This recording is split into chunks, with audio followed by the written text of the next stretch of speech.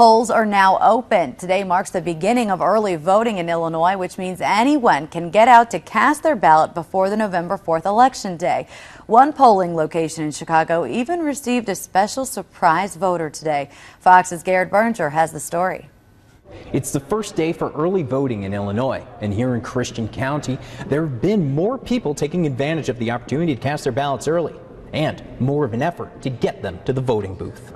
To select, you just touch. Congressman Rodney Davis was one of the voters out at the polls. And I'm challenging many of my friends and our supporters to go vote now, just to make sure that we get our voices heard. They likely won't be the last. Including absentee and other forms of early voting, there were 1,530 ballots cast before the 2010 general election in Christian County. Almost 12% of all ballots cast. Every election, it gets more popular. The local Republican committee chair says the Rauner and Davis campaigns have been trying to get out as many absentee ballots as possible.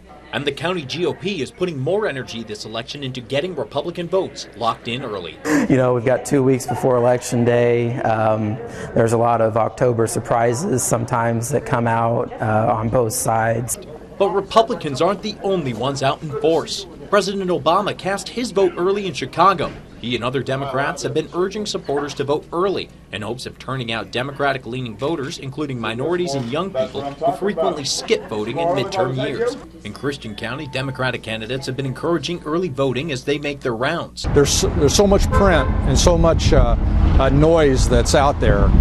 Sometimes what really gets through to people is just actual face-to-face communications. Both sides say early voting helps to sidestep unexpected Election Day emergencies. I've already made up my mind, usually, so I just vote early.